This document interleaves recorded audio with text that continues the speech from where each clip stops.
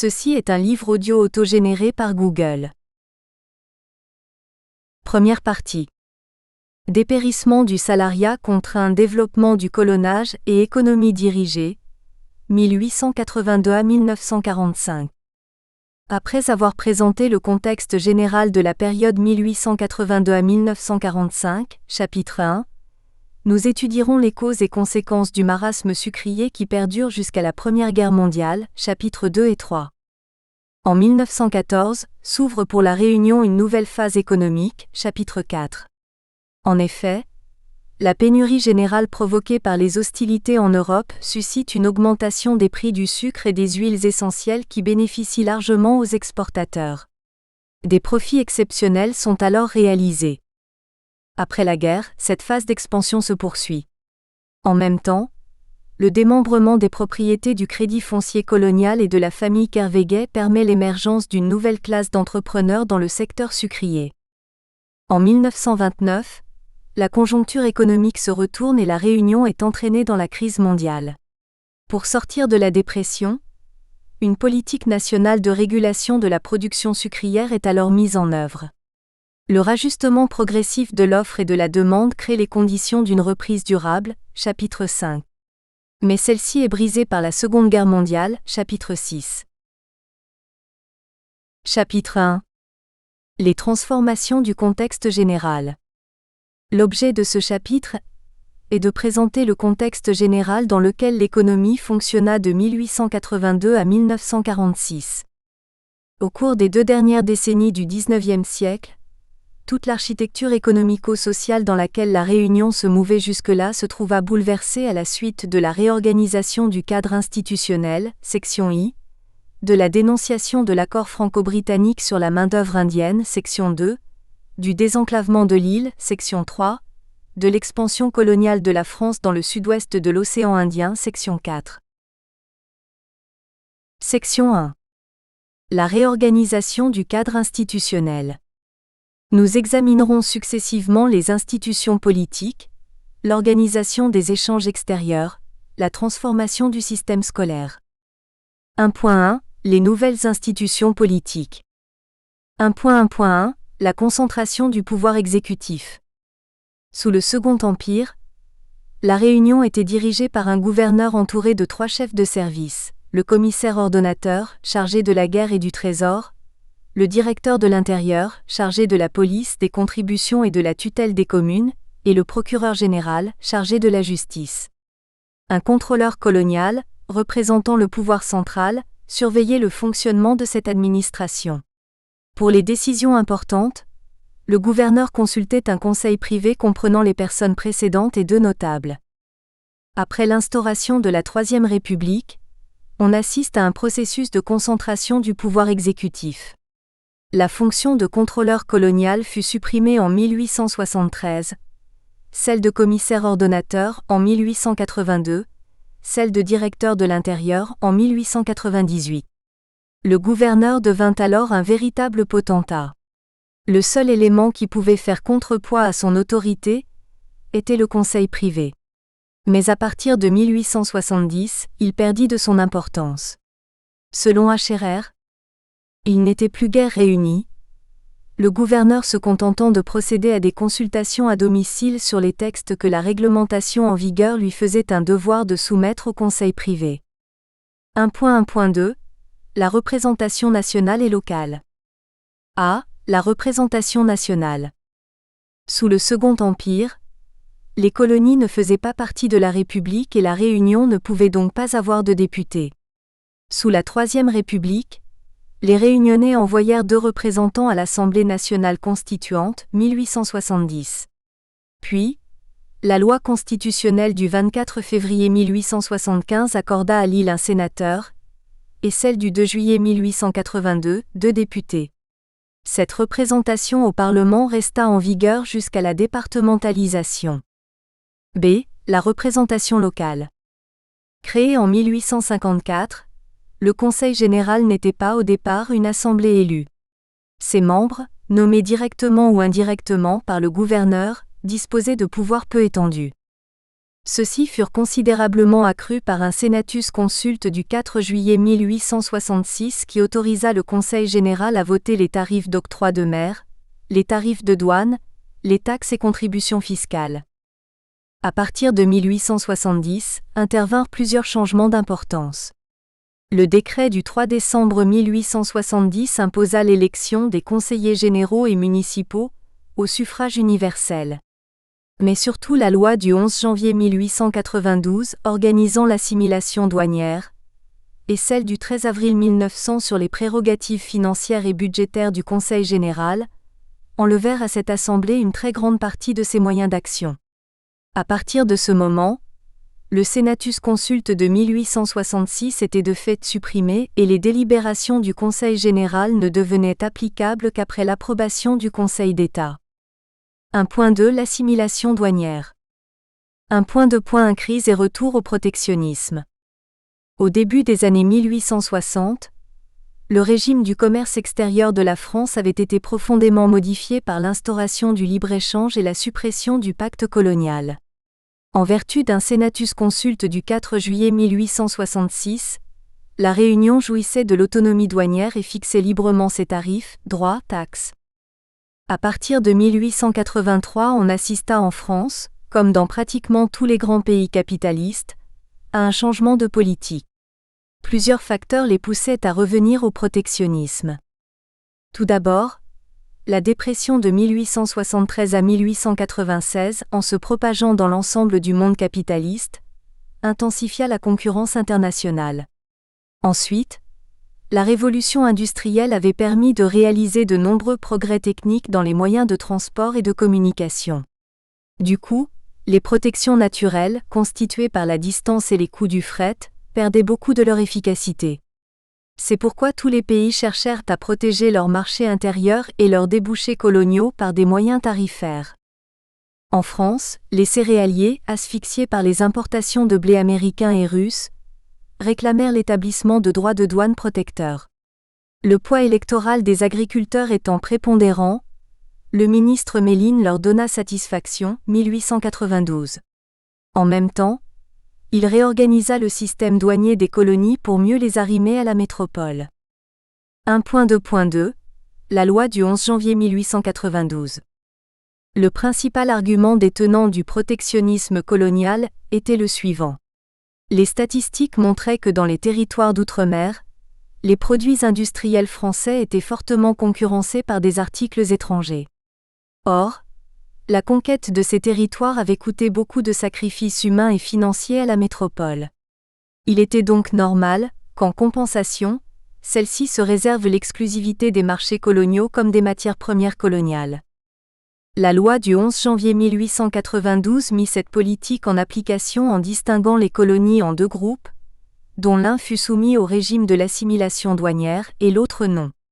La Réunion faisait partie du premier groupe pour lequel il fut décidé que tous les produits venant de l'étranger paieraient les mêmes droits que s'ils pénétraient en France. Que les marchandises importées de métropole entreraient en franchise.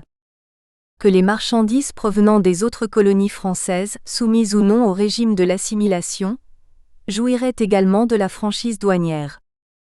Que le sucre exporté vers la France paierait à son arrivée la même taxe que celle frappant le sucre de canne étranger, et que la vanille, le café, le girofle ne subiraient qu'une demi-taxe. Deux remarques s'imposent. Tout d'abord, concernant la Réunion, la loi de 1892 mettait fin au libre-échange. Certes, le nouveau régime douanier n'était pas celui du pacte colonial, fondé sur le principe de l'interdiction-obligation.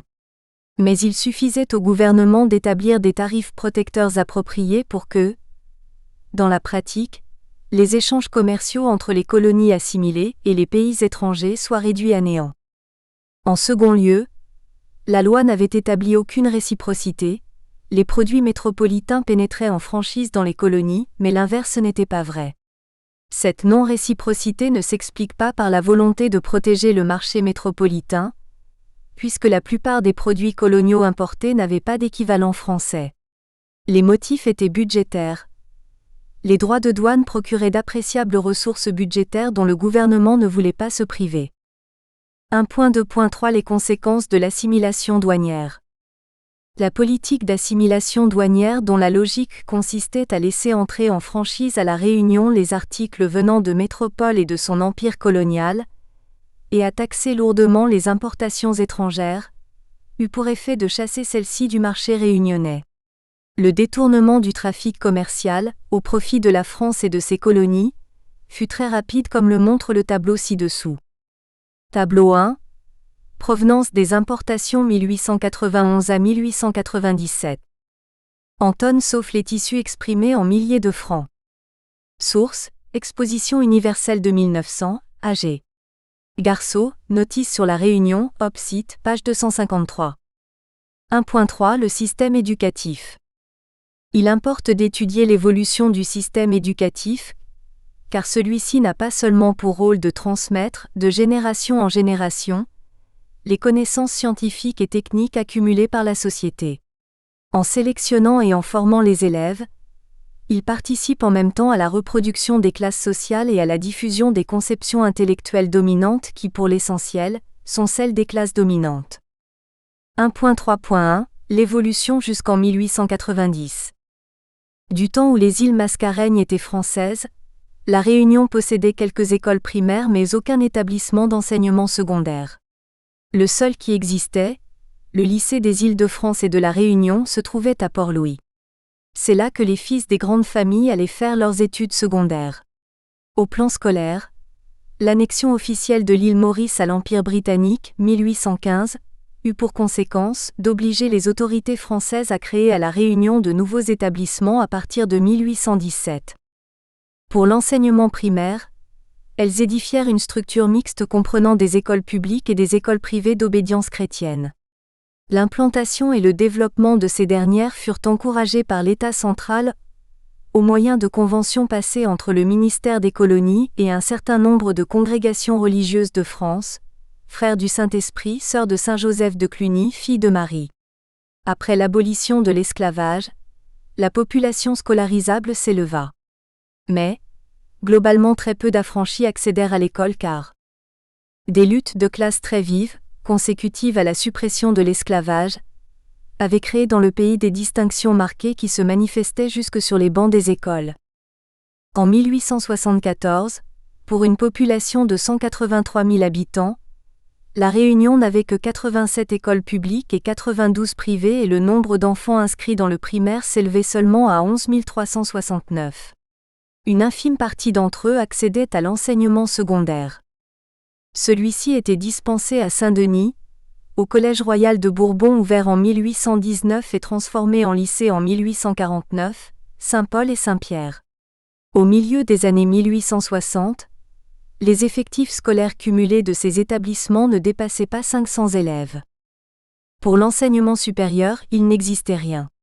Certes, une école de jurisprudence fut bien fondée en 1825, mais elle accueillit très peu d'étudiants et ne fonctionna que par intermittence avant de fermer en 1837. Quant à l'enseignement professionnel, il ne commença à être organisé qu'en 1842, date à laquelle une école d'arts et métiers fut ouverte à Saint-Denis pour former des contremaîtres et ouvriers industriels. Une mutinerie d'élèves entraîna sa dissolution en 1855.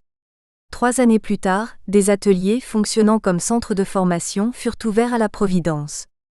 La concurrence qu'ils exercèrent à l'encontre des autres ateliers entraîna des troubles sociaux répétés qui décidèrent le gouvernement à les fermer en 1868. Pour assurer la formation des maîtres destinés aux écoles publiques, une école normale fut créée en 1881. 1.3.2 Les transformations du système éducatif.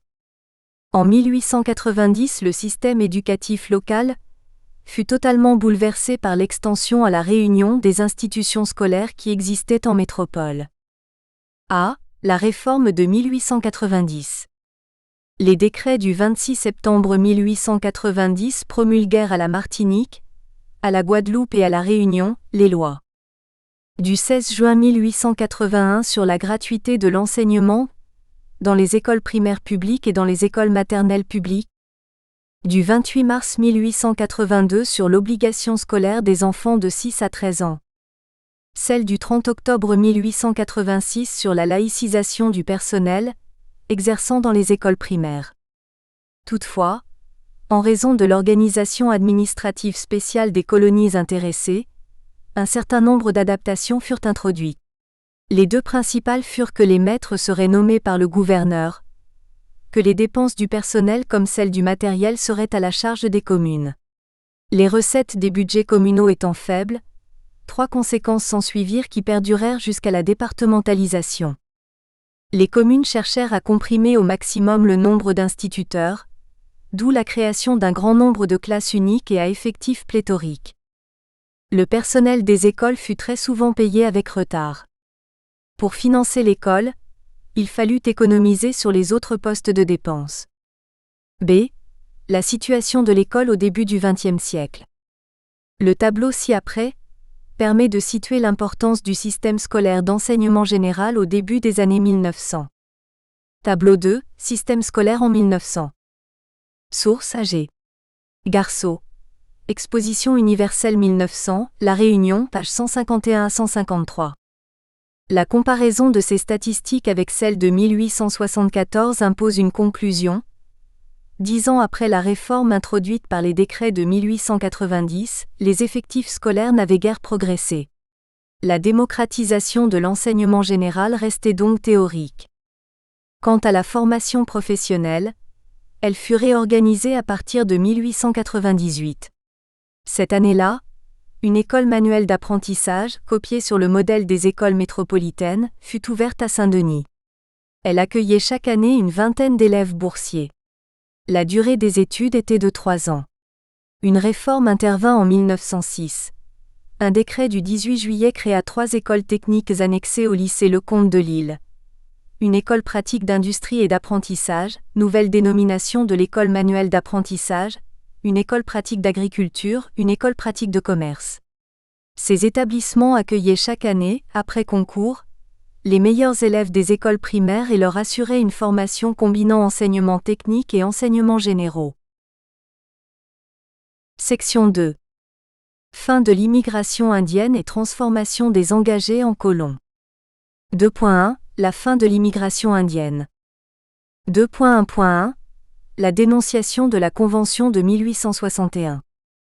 Les abus dont les engagés furent victimes à La Réunion conduisirent les autorités publiques à y envoyer une commission d'enquête, Mio-Goldsmith. Celle-ci confirma le bien-fondé des plaintes des ouvriers, et la presse donna un large écho à cette affaire.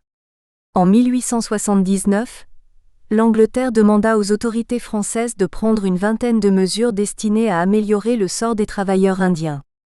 L'une d'elles était primordiale, qu'un protecteur britannique soit nommé à La Réunion pour veiller à la bonne application des règlements officiels.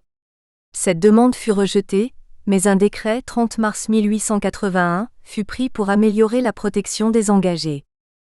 Les garanties qu'il contenait furent jugées insuffisantes par l'Angleterre. N'importe comment, elles arrivaient trop tard.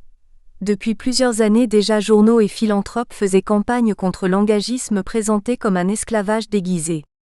En partie sous cette pression, les autorités anglaises dénoncèrent, en 1882, la Convention de 1861, ce qui eut pour effet de priver La Réunion de sa principale source de main-d'œuvre. 2.1.2. L'impossibilité d'un nouvel accord. La crise de main-d'œuvre s'approfondissant au fil du temps, des négociations furent ouvertes avec les Britanniques en vue d'obtenir leur autorisation de reprendre les recrutements.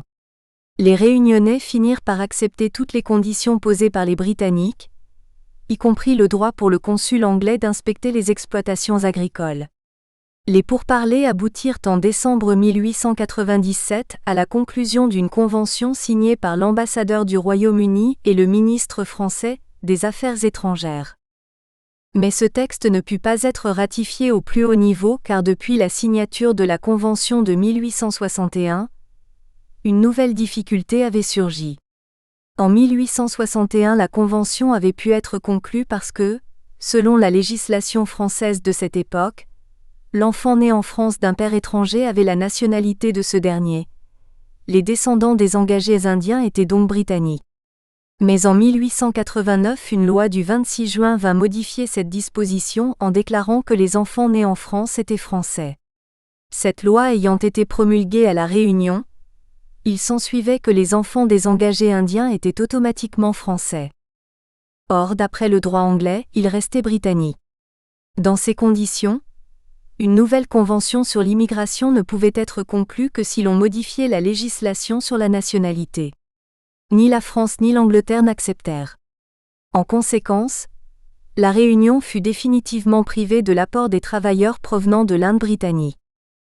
Les planteurs cherchèrent alors, par tous les moyens, à conserver leurs ouvriers en fin d'engagement en les forçant à renouveler leur contrat pour une période supplémentaire de 5 ans, endettement auprès de la boutique de la plantation, prolongation des contrats par transformation des journées d'absence en journées de travail. Ces entraves freinèrent le flux des retours, mais ne l'arrêtèrent pas. En effet, si la dénonciation de la Convention de 1861 incita dans un premier temps les planteurs à améliorer les conditions de vie de leurs engagés, cela ne dura pas. Mackenzie constate en effet dans son rapport: nous n'avons pas observé d'amélioration au sein de la population d'engagés qui reste sur l'île. Aucun remède n'a été apporté aux sérieuses brimades constatées et celles-ci, dans la pratique, n'ont même pas été atténuées. Pour limiter les déperditions de main-d'œuvre, les grands propriétaires fonciers réaménagèrent alors leurs domaines et proposèrent à leurs engagés de rester à la Réunion comme cultivateurs. 2.2 Restructuration des domaines sucriers. 2.2.1 Les 3 formes de mise en valeur des terres. Les propriétaires fonciers divisèrent leurs terres à Cannes en 2 parties. La première, plus facilement exploitable et plus fertile, continua à être mise en valeur directement par eux-mêmes. La seconde partie, plus aride et d'exploitation plus difficile, fut subdivisée en micro-parcelles pour être soit vendue, soit proposée en location aux engagés en fin de contrat. La crise arrêta donc le mouvement de concentration des terres. Désormais, dans les bas de l'île, le sol fut mis en valeur dans 3 cadres différents. Celui des micro-parcelles cultivées en faire-valoir direct par d'anciens engagés devenus propriétaires. Celui des micro-parcelles exploitées au moyen du colonnage par des engagés en fin de contrat. Celui des grandes exploitations, peu nombreuses mais rassemblant l'essentiel des terres sous canne et travaillées par des engagés et des journaliers. Leur fonctionnement ayant déjà été étudié, les développements qui suivent seront uniquement consacrés aux 2 premières catégories d'exploitation. 2.2.2 Les microfundia en faire-valoir direct. La Convention de 1861 avait prévu, pour les engagés en fin de contrat, la possibilité de s'établir définitivement à la Réunion si pendant la durée de leur engagement, ils s'étaient bien conduits et s'ils possédaient des moyens d'existence. Un certain nombre d'engagés empruntèrent cette voie d'intégration et achetèrent des lopins pour s'établir comme producteurs de vivres, maraîchage, petit élevage. Il ne semble pas qu'ils furent nombreux. Selon le rapport Mackenzie, en 1891 il y avait en effet moins de 1600 permissionnaires à la Réunion et chaque année seulement 200 permis de séjour environ étaient délivrés, dont certains au profit de personnes venues librement dans l'île, sans contrat d'engagement. 2.2.3 Les microfundia en colonnage partiaire. Le colonnage est un mode de mise en valeur du sol dans lequel un propriétaire loue une parcelle de terre à un colon et charge celui-ci de la cultiver selon certaines modalités particulières. Apparu à La Réunion dans la seconde moitié du XVIIIe siècle, il fut longtemps régi par des us et coutumes qui fixaient les droits et devoirs du bailleur et du preneur. C'est seulement en 1915 que la loi du 18 juillet 1889 sur le métayage en métropole fut étendue à La Réunion en assimilant le colon de La Réunion au métayer métropolitain. Mais les dispositions légales restèrent lettre morte. Tout continua de fonctionner exactement comme avant. A. Les rapports de production associés au colonnage. A. Direction de l'exploitation. Quand les propriétaires fonciers donnaient leurs terres en location, ce qui les intéressait, ce n'était pas seulement le loyer, rente foncière, versé par le preneur, mais aussi que celui-ci cultive la canne indispensable au travail des usines. Ce résultat ne pouvait être obtenu ni avec le fermage, ni avec le métayage mais seulement avec le colonnage. En effet, dans un contrat de fermage ou de métayage, le preneur exploite la terre comme il l'entend. Il choisit librement ses cultures, ses méthodes de travail, bref, dirige en maître son exploitation. Sa seule contrainte est de verser un loyer, fixe dans le cas du fermier et proportionnel dans celui du métayer, pour la terre qu'il loue. Bien différent est le cas du colonnage dont la caractéristique fondamentale tient au fait que la direction de l'exploitation revient au propriétaire.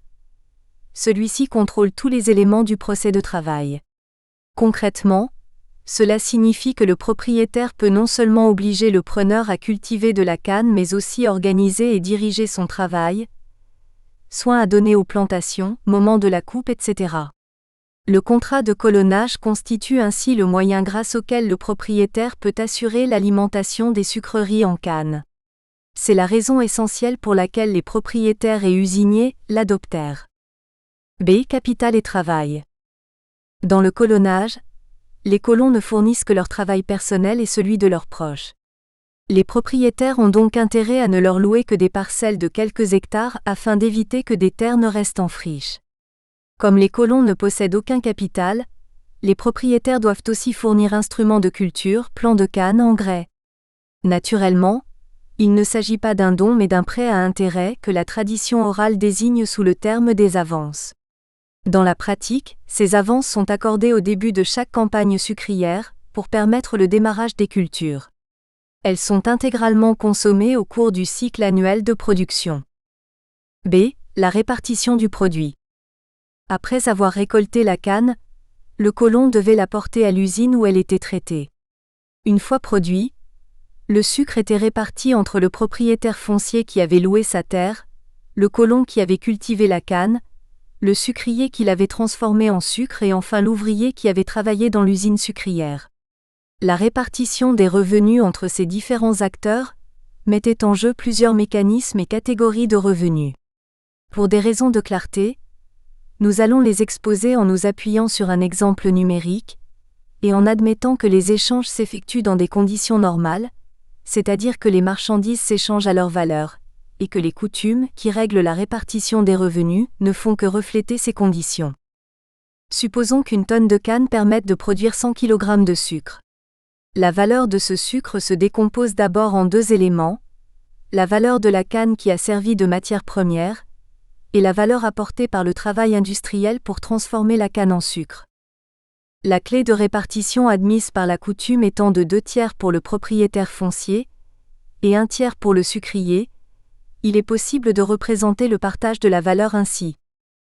Les 33,34 kg de sucre qui reviennent à l'usinier sont ensuite subdivisés en 3 parts. L'une sert à reconstituer les éléments matériels de la production. La seconde est destinée à reproduire la force de travail des ouvriers, salaire. La troisième représente le profit de l'industriel, plus-value. Comment à présent se répartissent les 66,66 kg de sucre entre le colon et le propriétaire? Ce dernier commence par se rembourser des avances qu'il a consenties, augmenter des intérêts de ces avances. Ces intérêts correspondent à une plus-value, dans le sens que la théorie économique donne à ce terme, et c'est en tant que détenteur d'un capital de prêt, avance, que le propriétaire se les approprie. À quels usages ces deux sommes seront-elles affectées? Supposons que 6 kg de sucre représentent la valeur des avances et 0,66 kg celle des intérêts. Le propriétaire ne peut pas consommer improductivement les 6 kg de sucre car il doit les réengager, à titre d'avance, pour amorcer la prochaine campagne sucrière. Seuls, les 0,66 kg de sucre peuvent être utilisés pour satisfaire sa consommation finale. Une fois les 6,66 kg de sucre soustraits, il reste 60 kg de sucre à répartir. La clé de répartition étant de 2/3 pour le colon et de 1/3 pour le propriétaire, le premier reçoit 40 kg de sucre et le second 20 kg. Cette dernière quantité est également une plus-value. Elle s'analyse comme une rente foncière car c'est la propriété juridique du sol qui autorise le propriétaire foncier à s'approprier une partie du travail du colon. La rémunération du colon ne comprend pas seulement la valeur des 40 kg de sucre qui lui reviennent, mais aussi les fruits qu'il tire du lopin de subsistance dont le propriétaire foncier lui laisse la jouissance pour y implanter sa case et produire des biens alimentaires, petit élevage, culture vivrière. Ce lopin formait donc la base d'une économie domestique permettant d'assurer en partie la reproduction de la force de travail du colon. Comparons à présent l'engagisme et le colonnage du point de vue du coût de reproduction de la force de travail. Dans l'engagisme, ce coût était entièrement à la charge de l'engagiste et constituait un coût fixe qui ne pouvait être diminué même en cas de baisse des cours du sucre. Avec le colonnage, tout est changé. La charge de la reproduction de la force de travail est maintenant reportée sur le colon. Le propriétaire n'a plus à s'en soucier. Contre chaque tonne de canne, il continuera toujours à donner à peu près la même quantité de sucre, quel que soit le cours de cette denrée. En cas de baisse, c'est au colon d'en subir les conséquences. Le propriétaire n'a plus non plus à fournir de salaire en nature. Riz, poissons séchés, médicaments, logements, comme c'était le cas dans le système de l'engagisme. Le schéma ci-dessous permet de visualiser les explications qui viennent d'être présentées. Schéma numéro 1: répartition des revenus et coûts de reproduction de la force de travail du colon. Dans la pratique, cette répartition des revenus ne s'effectuait pas en monnaie, mais en nature. Propriétaires fonciers et colons étaient payés par les usiniers en sucre ou encore en bons de sucre, qui pouvaient ensuite être cédés contre de l'argent, ou bien servir de moyen de paiement dans les achats de marchandises. Il fonctionnait donc comme une monnaie parallèle à étalon sucre. Les développements qui précèdent permettent de caractériser le colonnage. C. Caractérisation théorique du colonnage. A. Le colonnage est un métayage contraint.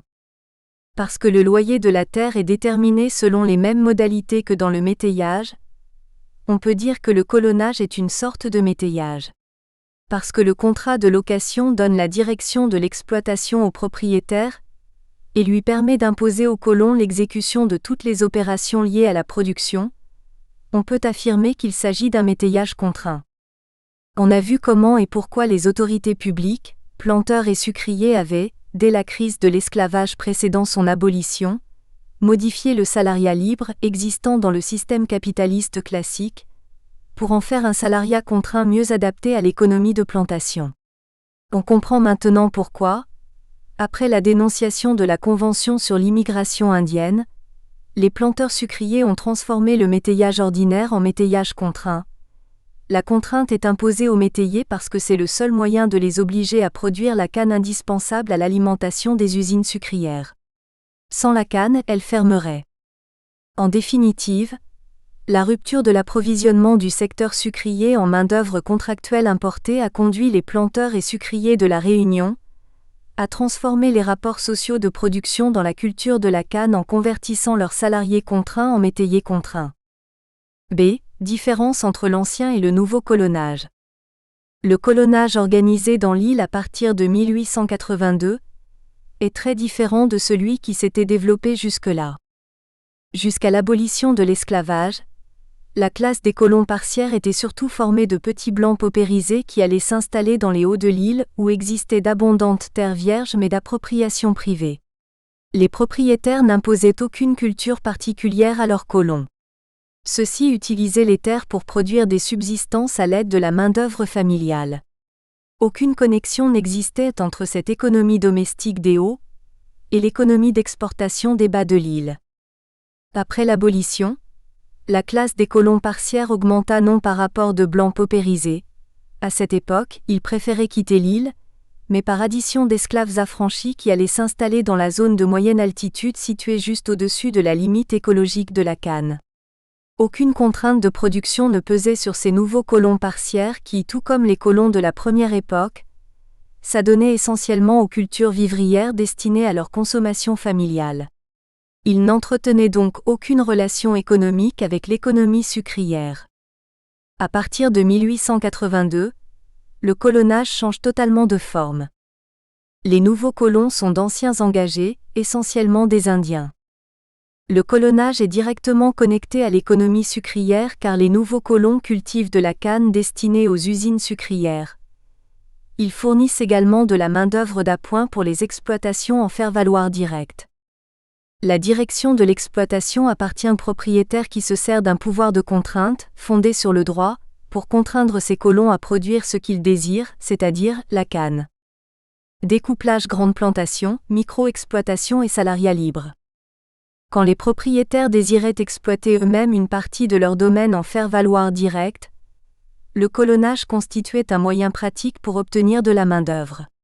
Pour cela, il suffisait que les parcelles données en location n'aient pas la dimension suffisante pour occuper pleinement la main-d'œuvre familiale ni lui fournir suffisamment de moyens de subsistance. Ainsi existera-t-il du travail disponible, et les colons seront-ils obligés de trouver un complément de revenus en s'employant comme journaliers dans les sucreries et plantations exploitées directement par le propriétaire. Le colonnage partiaire aboutissait à créer au sein du domaine sucrier un réservoir déversoir de main-d'œuvre, une surpopulation relative dans laquelle il était possible de puiser à volonté des salariés libres.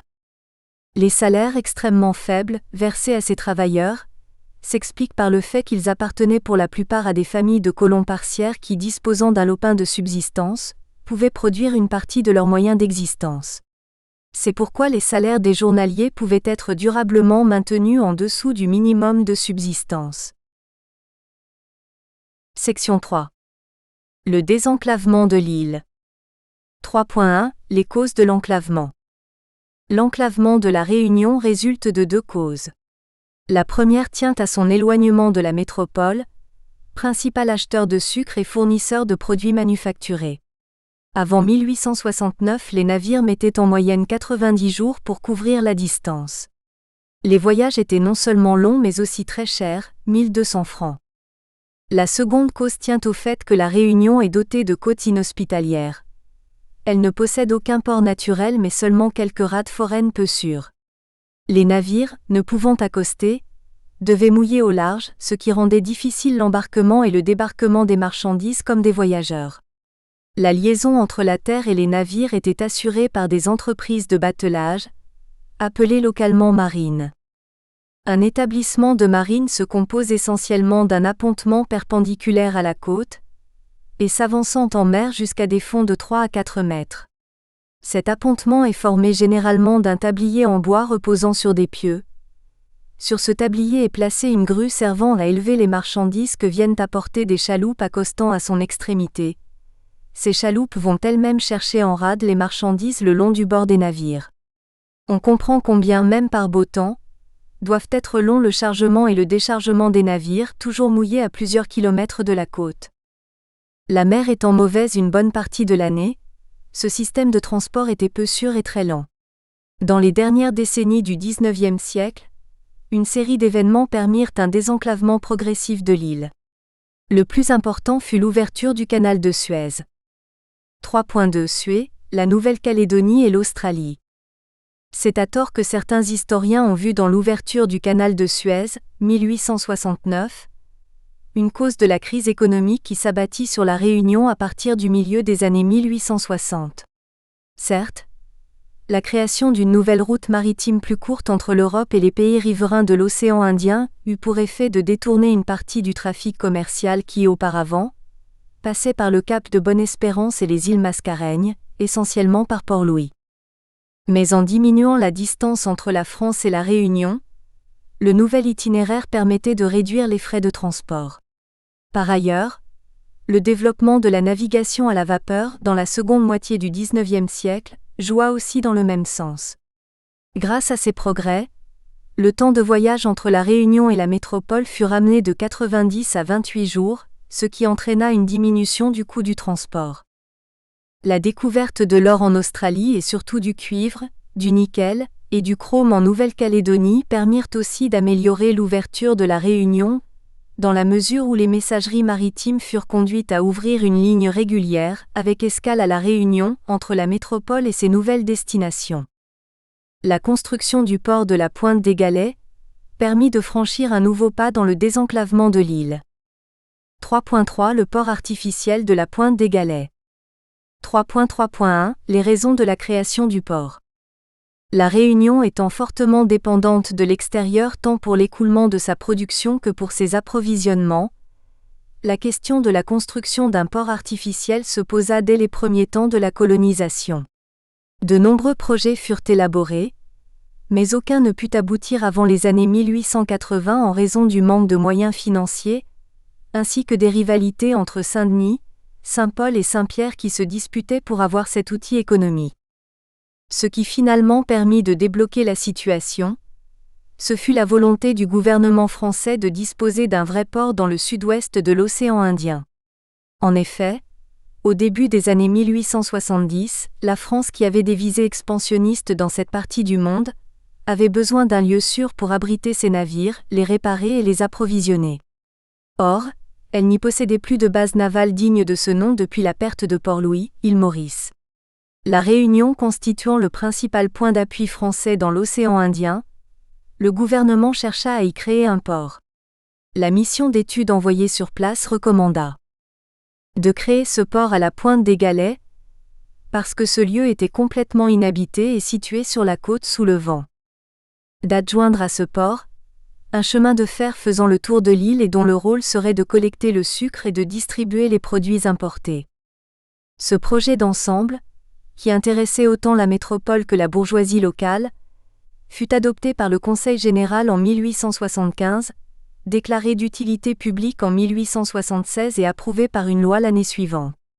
Créée en 1878, la Compagnie du chemin de fer et du port de la Réunion obtint le marché des travaux publics, avec un important concours financier de l'État et de la colonie, ainsi que la concession de l'exploitation du port et du chemin de fer pour une durée de 99 ans.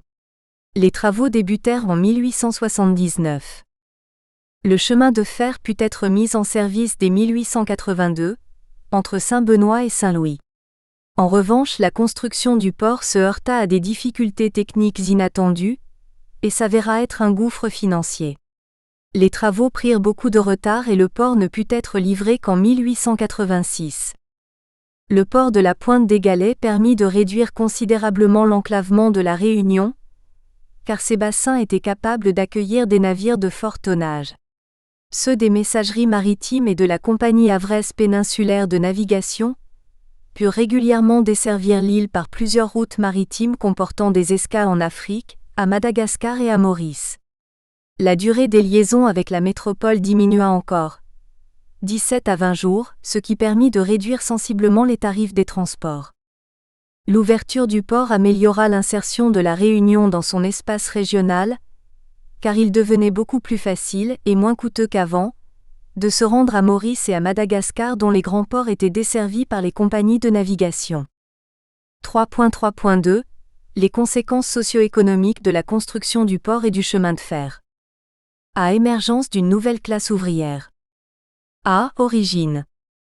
Jusqu'à la fin des années 1870, la seule grande industrie qui existait à La Réunion était celle de la fabrication du sucre avec des établissements qui n'employaient pas plus d'une centaine d'ouvriers. Ces derniers étaient pour la plupart désengagés. La construction du port et du chemin de fer entraîna la création dans l'île d'un secteur industriel radicalement nouveau. Pour édifier la voie ferrée, bâtir les ponts, creuser les tunnels, etc., on ouvrit d'immenses chantiers sur lesquels vinrent travailler plusieurs milliers d'ouvriers. L'effectif du collectif de travail, en action à un même moment, fluctua beaucoup car la CPR embauchait et débauchait selon ses besoins. Ainsi, en février 1880, elle employait près de 4000 ouvriers sur l'ensemble de ses chantiers, ports et chemins de fer, puis les effectifs dépassèrent 7700 en septembre pour retomber à 1600 en 1882. D'où venaient-ils ? Selon la thèse la plus couramment défendue, ceux-ci étaient pour l'essentiel issus de la population locale et provenaient des localités situées à proximité des chantiers.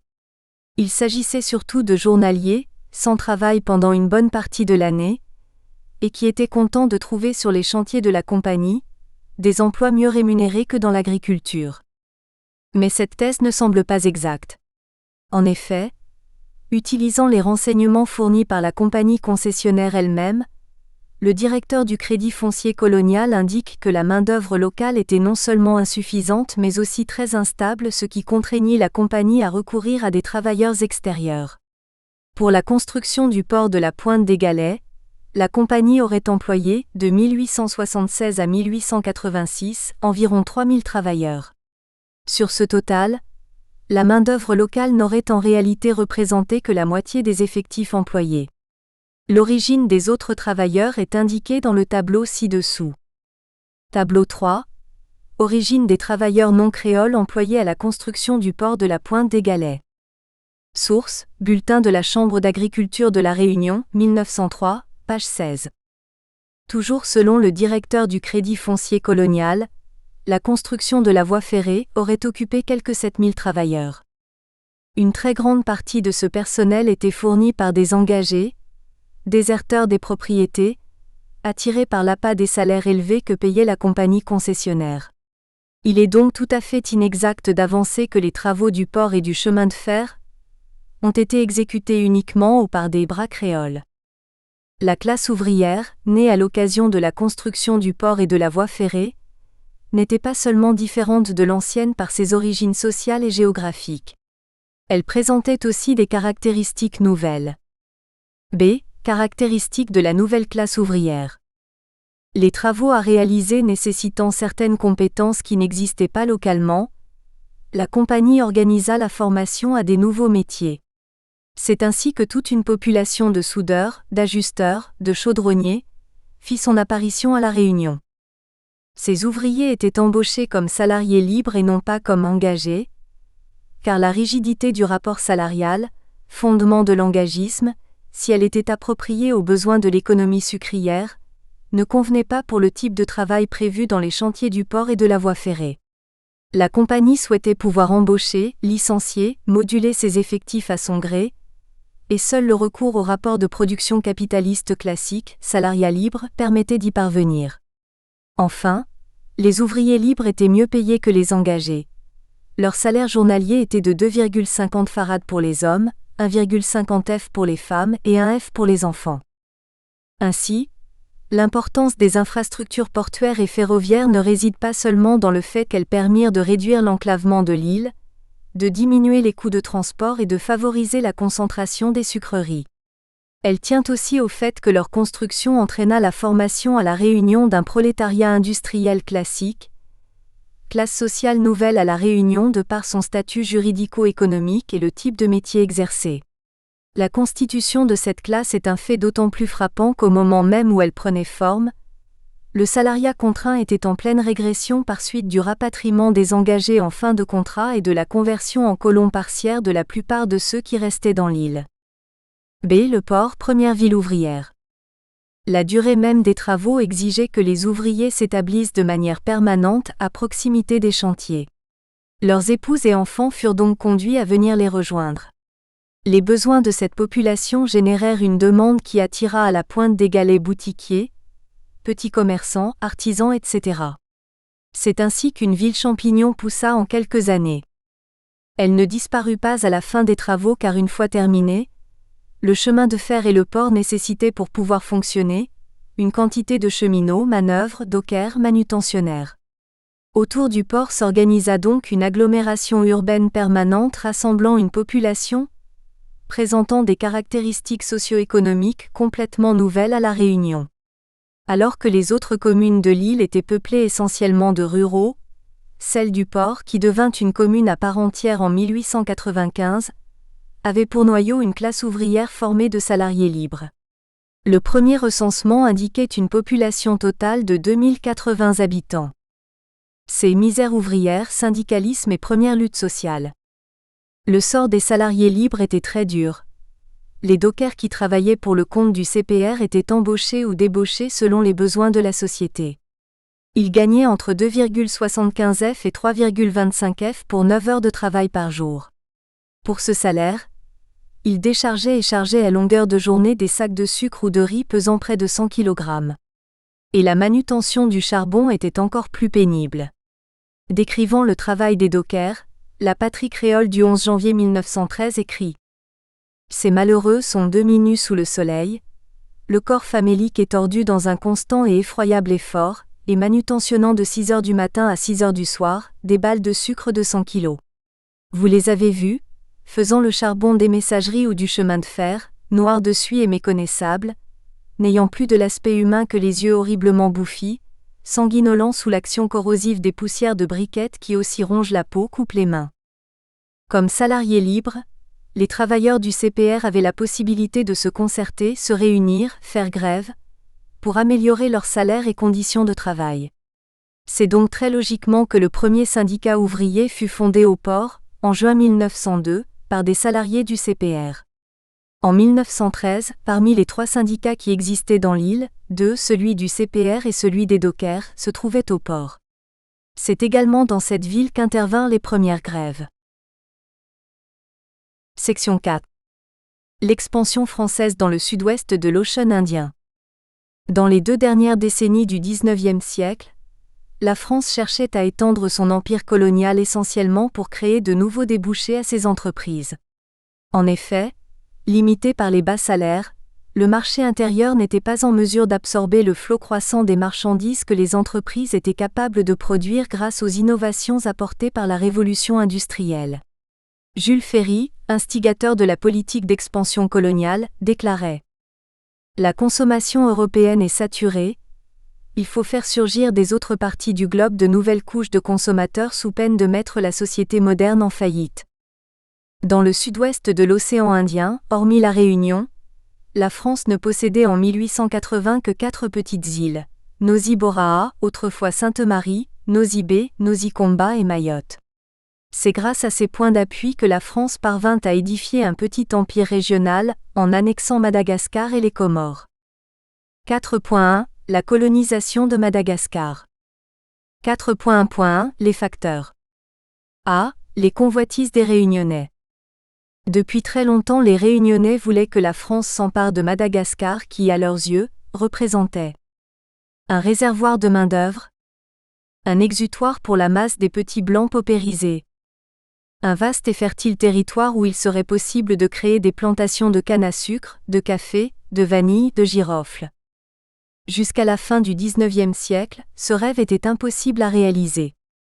En effet, il n'existait qu'une seule route maritime reliant l'Europe à l'Inde, celle qui passait par le cap de Bonne-Espérance. Il est clair que l'Angleterre, qui contrôlait cette route en tenant le cap, l'île Maurice et les Seychelles, n'aurait jamais accepté une montée de la puissance française dans le sud-ouest de l'océan Indien. L'ouverture du canal de Suez en 1869 modifia toutes les données géostratégiques régionales. B. Le canal de Suez et les nouvelles données géostratégiques. Après le percement de l'isthme de Suez, une seconde voie maritime reliant l'Europe à l'océan Indien s'ouvrit. Pour l'Angleterre, l'intérêt du canal était immense car par rapport à la route passant par le cap de Bonne-Espérance, la distance avec l'Inde, principal débouché de l'industrie textile anglaise, était considérablement raccourcie. 44% entre Londres et Bombay.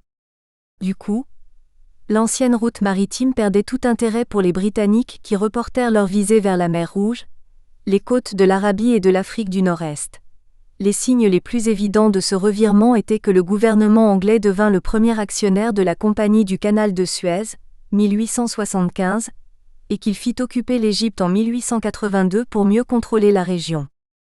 L'Angleterre se désintéressant du sud-ouest de l'océan Indien, s'ouvrait pour la France la possibilité d'y élargir son empire, et pour les Réunionnais celle de réaliser leurs ambitions concernant la Grande Île.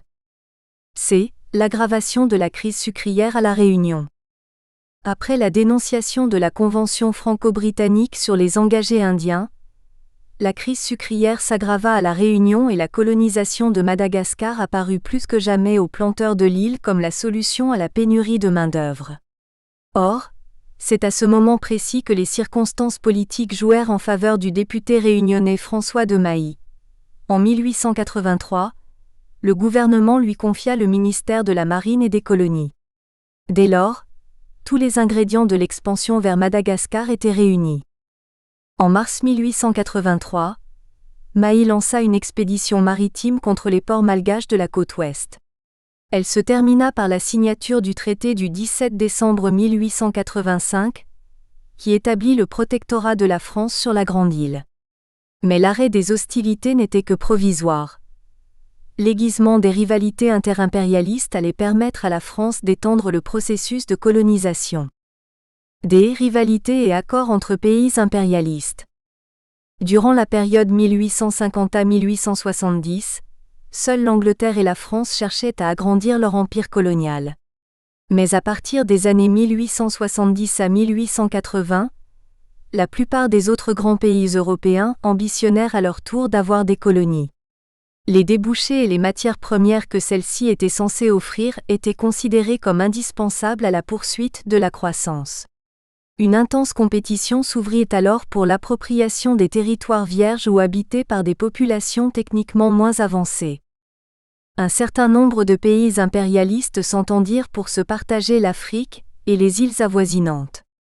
C'est dans le cadre de ce vaste marchandage que la France fit reconnaître son protectorat sur Madagascar d'abord par l'Angleterre, Convention du 5 août 1890, puis par l'Allemagne, Convention du 17 août 1890.